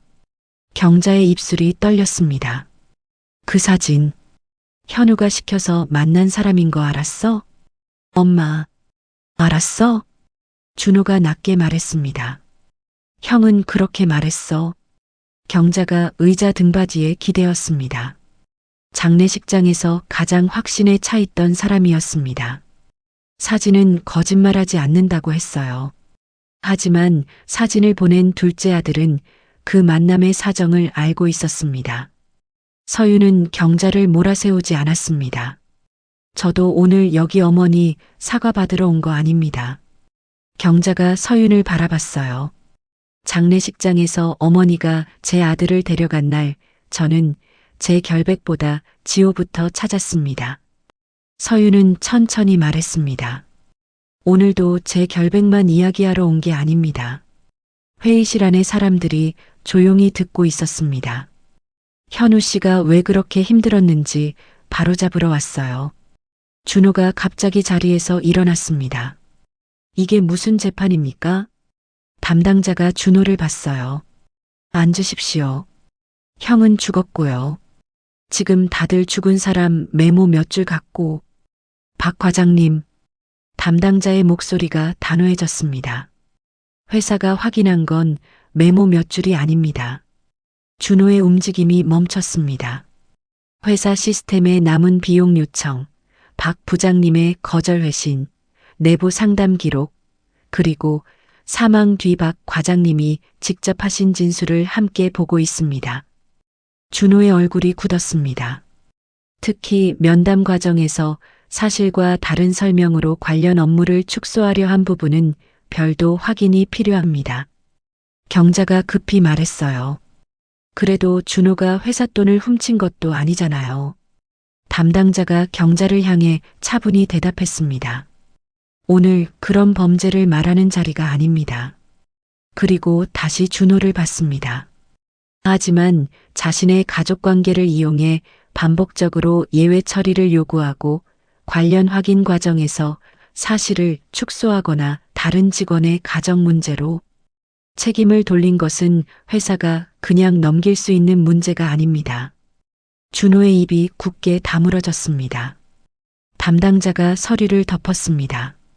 박준호 과장님은 오늘부터 해당 비용 승인과 외부 업체 관련 업무에서 배제됩니다. 준호가 눈을 크게 떴어요. 뭐라고요? 정식 징계 절차가 끝날 때까지입니다. 잠깐만요. 준호가 테이블을 짚었습니다. 이걸 왜 지금 바로? 관련 업무에 계속 접근하는 것이 적절하지 않다고 판단했습니다. 준호는 무언가 더 말하려 했습니다. 그러나 이번에는 자신의 형이나 어머니 이름을 꺼낼 수 없었습니다. 경자도 말을 잃었습니다. 장례식장에서 서윤에게 엄마 자격부터 증명하고 오라고 했던 사람들. 이제 자신의 행동 때문에 스스로 쓰던 자리와 권한이 멈췄습니다. 서윤은 통쾌하게 웃지 않았어요. 현우가 살아 돌아오는 것도 아니었습니다. 그저 남편이 마지막까지 막으려 했던 일이 더 이상 형제끼리 사소한 다툼이라는 말로 덮이지 않게 됐습니다. 회의가 끝났습니다. 준호가 먼저 문을 나갔어요. 경자는 자리에서 일어나지 못했습니다. 서윤은 노트북을 가방에 넣고 수첩을 챙겼습니다. 그때 경자가 물었습니다. 서윤아. 장례식 이후 처음으로 이름을 불렀어요. 서윤이 잠시 멈췄습니다. 현우가 너를 믿었니? 서윤은 경자를 바라봤습니다. 네. 짧은 대답이었습니다. 경자의 눈에 눈물이 고였습니다. 하지만 서윤은 그 눈물을 용서의 말로 바꾸어 주지 않았습니다. 지호 데리러 갈게요. 그 말을 남기고 회의실을 나왔습니다. 오늘 자신이 되찾아야 할 것은 며느리 자리가 아니었습니다. 엄마 자리였습니다. 서윤이 경자의 집에 도착했을 때 문은 잠겨 있지 않았습니다. 초인종을 누르자 경자가 열어줬어요. 며칠 전처럼 문을 반쯤만 열고 몸으로 막지 않았습니다. 거실 한가운데 지호의 짐이 놓여 있었습니다. 옷가방, 학용품 상자, 그리고 검은 책가방. 서윤의 눈이 그 가방에 머물렀어요. 장례식장에서 준호가 들고 나갔던 바로 그 가방이었습니다. 지호는 소파 끝에 앉아 있었습니다. 엄마. 서윤이 아이 앞으로 갔어요. 집에 가자. 지호가 경자를 바라봤습니다. 경자는 아무 말도 하지 않았어요. 며칠 전 같았으면 안 된다고 했을 겁니다. 그러나 이제 경자는 손자를 자기 뒤로 숨기지 않았습니다. 지호가 조심스럽게 물었습니다. 할머니도 같이 가? 경자의 입술이 떨렸습니다. 할머니는 여기 있을 거야. 왜? 내가 엄마랑 가야 하니까. 지호는 잠시 서윤을 봤습니다. 엄마가 아빠 힘들게 한 거 아니야? 경자의 얼굴이 굳었습니다. 서윤은 대답하지 않고 경자를 바라봤어요. 이 말은 자신이 대신 정리해 줄 수 없었습니다. 아이에게 거짓말을 심은 사람이 직접 멈춰야 했습니다. 한참 후 경자가 입을 열었습니다. 지호야. 아이의 눈이 할머니에게 갔어요. 할머니가 잘못한 게 있었어. 경자의 목소리는 작았습니다. 뭘? 내 엄마가 아빠를 힘들게 했다고 한 말. 지호가 가만히 들었습니다. 그거 할머니가 다 알고 한 말 아니었어. 엄마가 아빠 죽게 한 거 아니야? 경자가 눈을 감았습니다. 아니야. 그 한마디가 방 안에 오래 남았습니다. 경자는 사과해달라고 손을 잡지도 않았고 아들을 잃어서 그랬다는 말로 자신을 감싸지도 않았어요. 다만 지호 앞에서 자신이 퍼뜨린 말을 직접 거두었습니다. 지호는 잠시 아무 말도 하지 않았습니다. 그러다 서윤에게 다가와 옷자락을 잡았어요. 엄마 집 어디야? 새 집 구했어. 내 방 있어? 있어. 내 책상 들어가? 서윤이 조금 웃었습니다. 들어가. 지호가 그제야 검은 책가방을 집었습니다. 경자는 옷가방을 서윤에게 건넸어요. 약은 옆주머니에 넣었다. 네. 그게 전부였습니다. 경자는 다시 들어와 살라고 하지 않았고 서윤도 예전 집으로 돌아가겠다고 하지 않았어요. 두 사람 사이에 생긴 거리는 그대로 남았습니다. 서윤은 지호와 현관을 나섰습니다. 엘리베이터 문이 닫히기 직전 지호가 손을 흔들었어요. 할머니, 나중에 봐. 경자는 대답 대신 고개를 끄덕였습니다. 새 집은 작았지만 지호 책상을 놓을 방이 있었고 식탁 옆에는 현우의 사진과 달력이 놓였습니다. 서윤은 지호 학교 일정과 자신의 근무일, 치과 가는 날을 적었고 지호는 삐뚤빼뚤한 글씨로 받아쓰기 날짜를 보탰어요. 누가 비밀번호를 바꾸면 쫓겨나는 집이 아니라 두 사람이 자기 일정을 적고 자기 물건을 놓는 집이었습니다. 어느 월요일 아침이었습니다. 지호가 학교 갈 준비를 하고 있었어요. 서윤은 식탁 위에서 알림장을 확인했습니다. 오늘 미술 준비물 있네. 챙겼어. 물통은? 지호가 싱크대 옆에서 직접 씻어둔 물통을 들어 보였습니다. 여기. 약은? 지호가 검은 책가방 앞주머니를 열어 보여줬어요. 여기. 서윤이 웃었습니다. 다 했네. 식탁 달력에는 오늘 날짜 아래 지호 받아쓰기가 적혀 있었습니다. 그 밑에는 지호가 작은 글씨로 한 줄을 더 써놓았어요. 엄마랑 학교. 거실 구석에는 현우의 검은 노트북 가방이 놓여 있었습니다. 지호가 신발을 신다가 그것을 바라봤어요. 엄마. 응? 저거 이제 안 열어도 돼? 서윤도 노트북 가방을 봤습니다. 한동안 그 가방을 열 때마다 겁이 났어요. 무엇이 더 나올까? 남편이 또 어떤 말을 숨겼을까?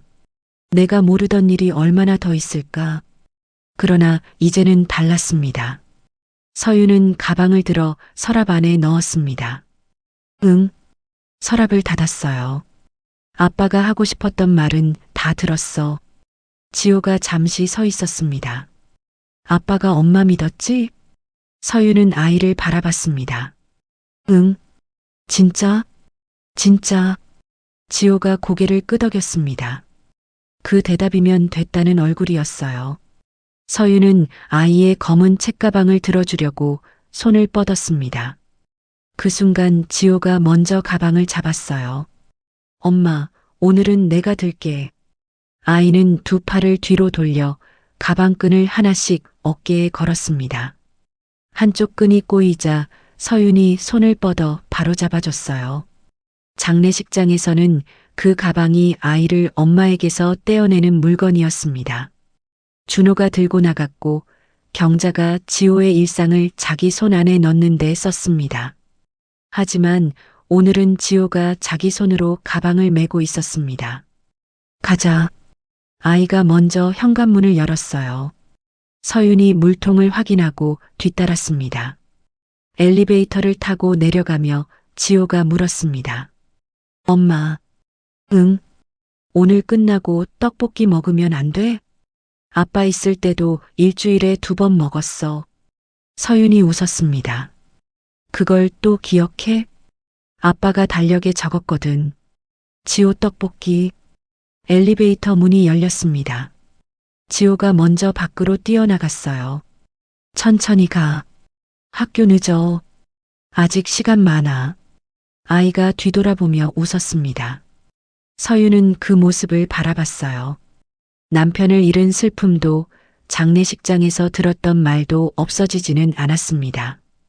하지만 지호는 더 이상 누군가의 거짓말 속에서 아버지를 기억하지 않아도 됐어요. 작은 전셋집의 비밀번호는 서윤이 정했고 식탁 달력에는 두 사람의 일정이 적혀 있었습니다. 아침마다 물통을 챙기고 약을 넣고 학교에 가는 평범한 일이 다시 시작됐습니다. 지호가 앞에서 손을 흔들었어요. 엄마, 빨리. 서윤이 발걸음을 재촉했습니다. 검은 책가방이 아이의 등에서 가볍게 흔들렸습니다. 이번에는 누구도 그 가방을 대신 들고 아이를 데려가지 않았습니다. 지호가 자기 두 발로 엄마와 함께 학교를 향해 걸어갔습니다. 오늘 이야기에서 가장 마음에 남은 장면은 무엇이었나요? 여러분의 생각을 댓글로 나눠주세요. 여러분의 댓글과 응원은 다음 이야기를 만드는데 큰 힘이 됩니다. 끝까지 함께 해주셔서 진심으로 감사합니다.